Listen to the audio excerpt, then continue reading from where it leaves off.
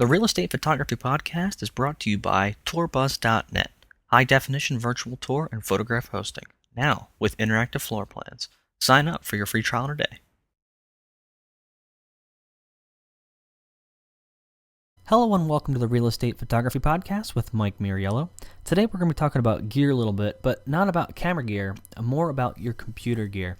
Got a couple of questions about secondary displays. Now, if you're using, say, Lightroom or Aperture, you're going to be able to take advantage of having a second monitor. So if you're working on a laptop, or you could honestly be even working with a desktop with a primary display, you can actually take advantage of using a second display, and that one display might show the view at 100%. Not necessarily that great for real estate photography, but what is great is if maybe your secondary display will view the entire grid. You'll be able to see all the pictures of that house all in a nice, convenient layout, while the other monitor, maybe the bigger one, is showing you the view. It's filling the entire monitor with just that individual picture that's selected.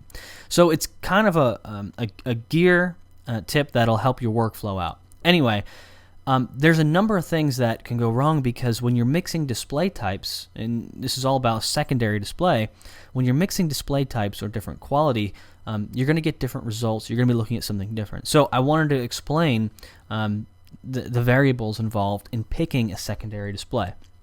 So what we have, and I'm just threw all these different specs up there. You've got size, pixel pitch, refresh rate, resolution, backlight type, contrast ratio, viewing angle, input type, glossy versus matte, and of course price.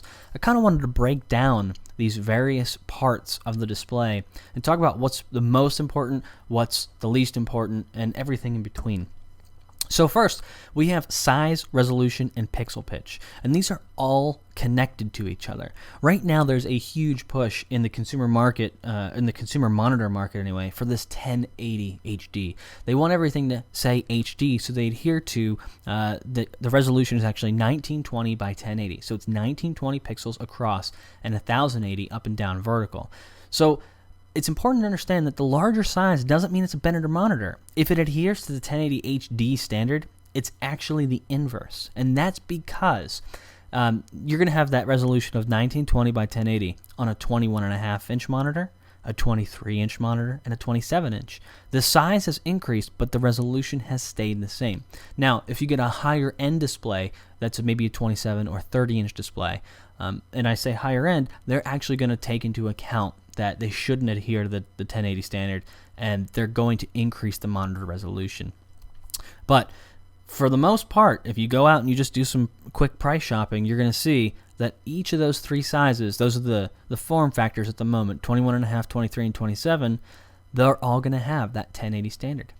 Now, here's the thing, and people are like, well, why is that a bad thing? And that's because the spacing in between those pixels are going to be a little bit larger, and the pixels might be actually a little bit larger. So we have what's called pixel pitch, and that's what's known as the space in between the actual pixels, and it's measured in millimeters. So on and the lower the number, the better. So 21.5 inches, and you have that 1920 by 1080, your pixel pitch is right around 0.248 millimeters. It's pretty tight, very, very tight, close together pixels. You're going to notice as soon as you jump to 23 inches, which is only, you could do the math there, it's only a tiny bit bigger, you're jumping to 0.276 millimeter of a pitch difference. 0.276 millimeter pixel pitch, which is different from, obviously, 0.248. And then when you jump to 27 inches, the same resolution is going to show up at the space between each pixel is 0.283. Now, literally, it might sound like you're splitting hairs, but you're not. You're going to see they call it screening. It's the effect that when you can actually see the space between the pixels and you're close enough to your monitor, you see the screen. You actually see the grid of pixels. So you want to avoid that as much as possible. Contrast ratio and backlight type are also important. However, it's important to know The most outrageous claims you're going to find on monitors are with contrast ratio, and that's mostly because there isn't a clear set standard for measuring contrast ratio. It's usually done by comparing one generation to a previous generation to a previous generation. And what we have now, and there's a huge difference. So if you were just go ahead and say you're in Best Buy and you're looking around at monitors and you see one has a contrast ratio of 500 to 1 and the other one has 50,000 to 1. That's because there's a difference between contrast ratio and dynamic contrast ratio.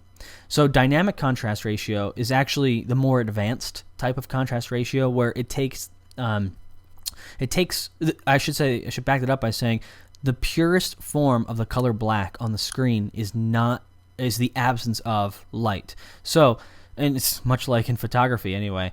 Basically what they do is they dim the backlighting on the blacks that are showing up on the screen. So, and then that is adjusted for the whites. So what you have is that you're not going to have that bright black that they describe when you look at a monitor that is displaying black. Instead, it's not displaying anything. So you have a greater contrast ratio between the brights and the darks. And right now, that comes from what is backlighting the monitor. And right now, in the current state of affairs, at the end of 2010, the best consumer monitor market, you're going to get an LED backlit display. And surprisingly, it's not that much more expensive. So we'll see where it goes in the future, but LEDs are going to give you a really clean, even backlighting across the whole monitor, and it's going to look fantastic, and the contrast ratio is off the wall.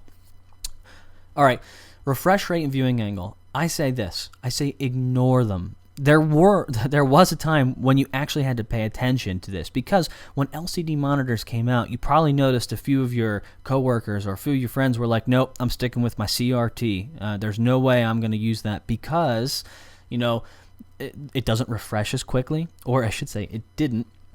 And the other thing is, if you look at your monitor in the past on various viewing angles, it would display colors differently. And today, you're still going to read, 2 milliseconds, 1 millisecond response time, and you're going to see, 170 degrees horizontal viewing angle. Forget about it. You're not going to have a problem. That's not a problem we have anymore. Input type. This seems like a no-brainer, but you actually have to check with your computer before you buy a monitor.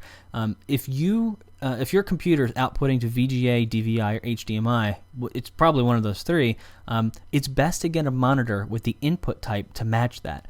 If you get a DVI monitor that accepts DVI inputs and your computer only outputs VGA, you're going to need an adapter. You're not going to get the full effect of all that bit depth that can actually be transferred between that connection.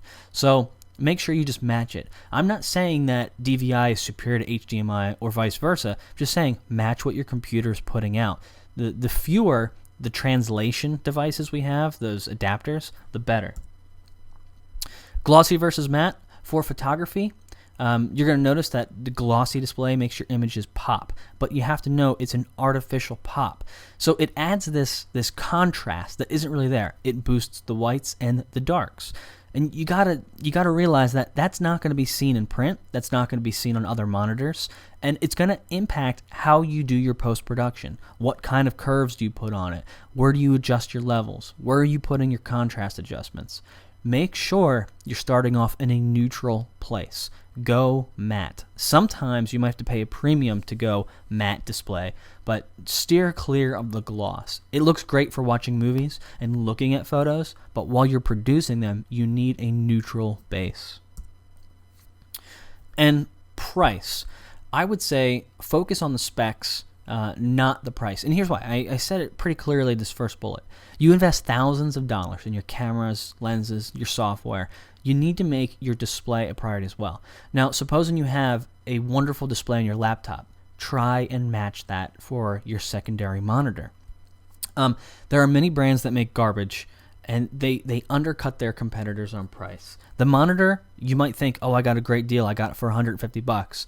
But is it really worth saving another $100 just to get the cheapest one when really you're not looking at color accurate images? And the other thing is with price, there are brands out there that make excellent hardware. They make excellent monitors, but they charge you an exorbitant amount for them, and you're paying a premium for those incredible monitors. I would say this: find a happy medium, but be prepared not to skimp on price.